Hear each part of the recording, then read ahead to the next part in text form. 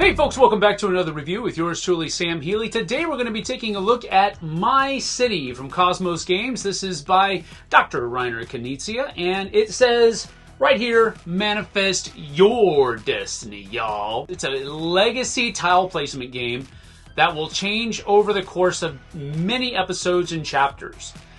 So what does that actually mean? You're going to be placing buildings, building your city from basically the ground up. And it's going to be, the main part of the game is going to be like a legacy version of that.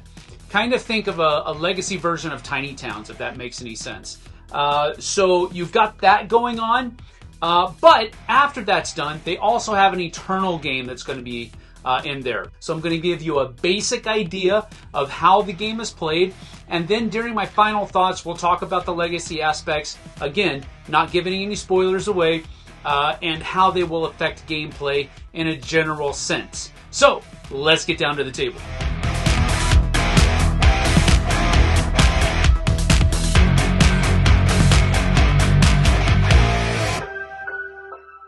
Alright, so here I have a very generic 3-player game set up for you. You're going to have your deck of cards that are basically building cards. They're going to be cards that you're going to flip over, and everybody has to try to build that building in their town.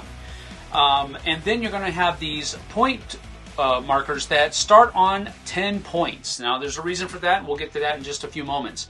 Then everybody has their own set of buildings that are out here in 3 different colors. That comes into play during the scoring after the episode is over. So during the course of a round, what you're going to be doing is you're going to be flipping over a card, and then whatever that card is, that's the building that everybody has to build. Now, at the beginning of the game, you have to start building. Your first building has to be touching the river. Now, the river is an important aspect of the game because it does divide your board up into 2 halves. Now, when you're placing buildings on the board, you can never cover up the river. So if I'm placing out my red square building, I can't place it here because it would cover up that corner of my river right there. So, but I could place it right here because it follows the flow of the river and I'm not covering it up. Now, parts of it are going to be not visible because of the placement of the tile, but this is still a legal placement. This would be okay as well because one flat side is always on it, but just touching it with a corner like that's no bueno. Can't do it that way. As we continue through the game, we'll go over some other placement rules. So here's the next building that we have to play on the board. Now, so what we're going to do is we're going to take this guy and we have to put it somewhere on the board. It has to be adjacent, at least touching one face, one side like this. But it can go anywhere on the board, and it can also be kind of adjacent to the other building like this. Because buildings that are placed adjacent to the river like this are considered adjacent to each other as well. So this would be a good placement, but again, just like I said earlier, you wouldn't be able to do something like this. This would not be considered adjacent because just touching at the corner, not good enough. Another placement restriction is that you can't overlap your buildings at all. So you can't do something like that. It doesn't make sense because you're building buildings here. You're not building them on top of each other. A couple of other things to note as we're talking about placing buildings. Once you place a building, it cannot be moved. On top of that, you want to place as many of the same buildings in a contiguous group as possible because that's going to help you score more points at the end of the game. And remember that when we're placing out these new buildings, we have to touch a building that is already on the board. So where you start on the board is really going to help you determine how well you're going to be going a little bit later. So I'm going to place this right here because it is touching at least one building that's already there, and it's following all the other rules of not going on top of the river. So that's pretty good placement. Now, let's say that I didn't want to do that. There is the ability to pass, and this is why you start with 10 points. If you want to pass, and not play this, or if you can't play this, you can simply take a hit on one victory point and you don't have to place this. And if you do that, you'll simply turn it over to denote that you're not going to be playing that card. Now the game will end in one of a couple different ways. When this deck, the building deck, completely runs out, that will end the episode. Or if all players have decided to end their participation in the episode, and basically what that's similar to passing, if you end your participation in the episode, you don't have to play the card and you don't have to take a reduction in points, but you can't come back and play on future card flips later on. So if this deck runs out, or all players have ended their participation in the episode will end, and once the episode is over, you're going to score points based on how you put out your buildings. If there are any spaces that have trees left, you're going to score 1 point per tree that's showing. So from these two spots with trees, you get 4 points. So 1, 2, 3, 4. Any rocks that are still visible are actually going to score you -1 point for every visible rock. So this one right here and this one right here is -2 and -2 more. So that's 4 points. So he's back down to 6. And then in each color, you're going to score points equal to your largest contiguous group of buildings. They were able to get all of their buildings sequestered according to the colors that they are. So each one of these groups will score them points for every building. So you have 1, 2, 3, 4, 5, 6, 7, 8 blue. So that's going to go up to 14. With these gold mines over here, the first person to actually cover them up will be able to score 3 points during the game. This person wasn't able to do it, but maybe one of the other players did. And then you have 1, 2, 3, 4, 5 red, so that'll be up to 19. And then you have 1, 2, 3, 4, 5, 6, 7.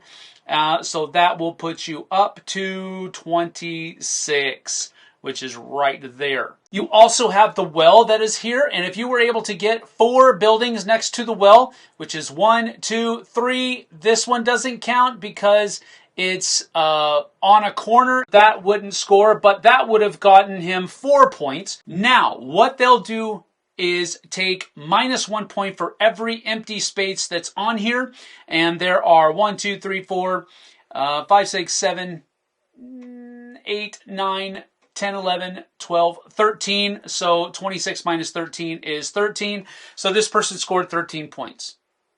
And that's generally how each episode will go and how the scoring will go, with the caveat in mind that there are other scoring mechanisms that will happen based on what comes out in the legacy version of the game.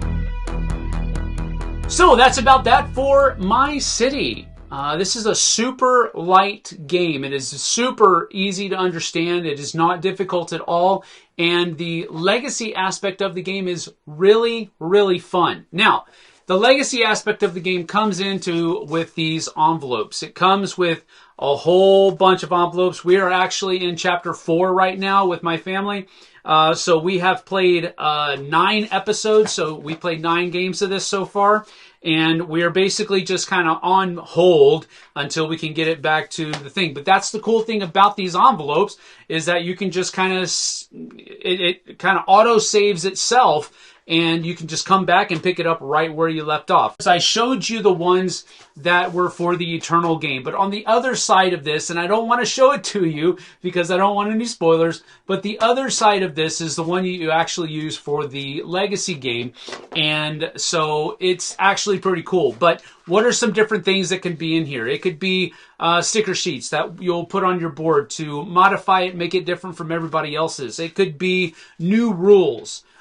New constraints that are going to come into the game. New buildings, possibly, that you'll be able to play during the course of the game. And those buildings will have different ways to score and different, maybe even different constraints that you can put on the thing. So the Legacy game is really where this game was designed, and it was specifically designed to be a Legacy game. The Eternal game that I've already kind of explained to you is what you can do after you've played through all of the Legacy games. So you don't just have a box of components that you can't interact with anymore. So that's a cool thing as well that they had enough forethought to make the legacy version of the game, but also have that eternal version of the game that can play out.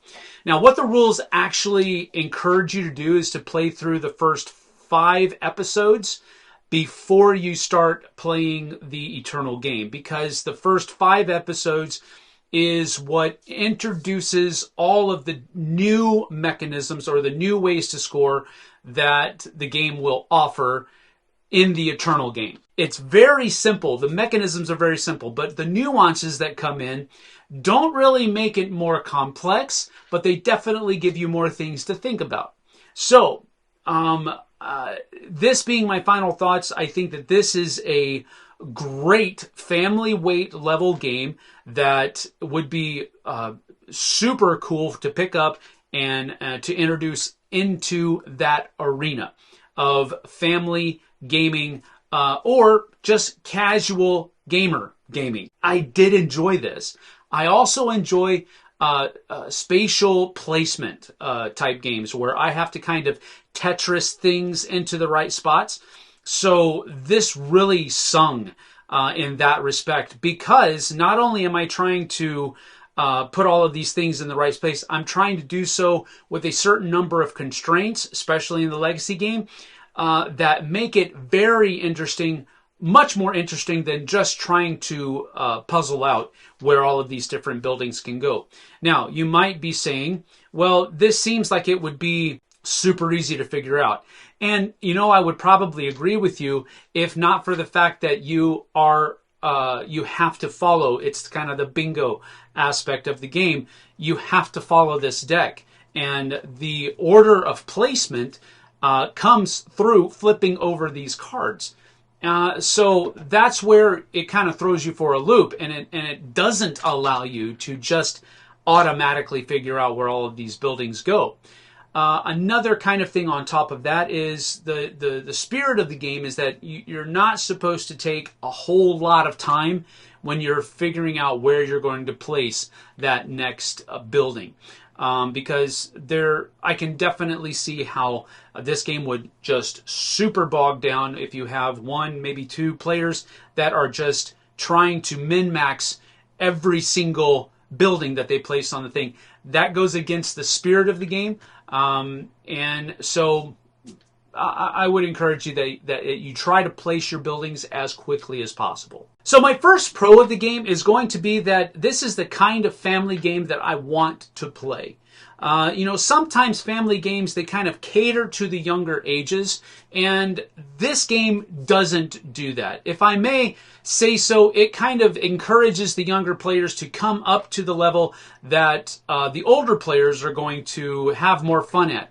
And I like that for a couple of different reasons. First of all, as an adult, as a parent, this is a game that I can play to the best of my ability without the fear of trampling on my children's feelings, if I can say it that way. Because you are very much playing on your own board. You're not interacting with their board at all. And that's a really cool thing for a family game to do. That also helps you help them. Without really encroaching upon your score at all. You can play to your best ability on your board, and you can actually help them and teach them to play to the best of their ability on their board. And you're not really hurting each other by doing that. Another pro for the game for me is that it is not cooperative. A lot of the family games that are coming out right now, at least from my perspective, are co-op-ish in nature. Because family games, you don't want a lot of tension. You don't want a lot of going after each other or backstabbing or whatever.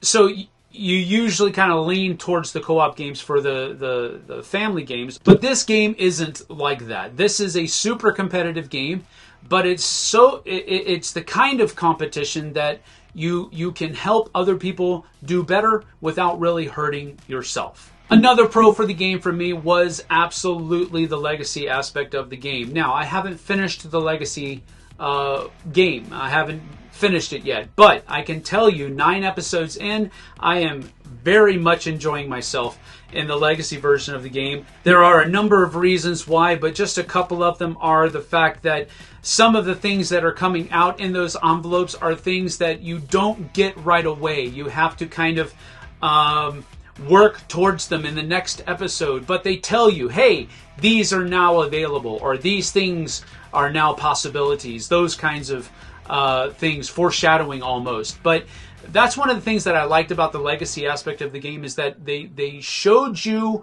what you now had to work for instead of just giving it to you right away.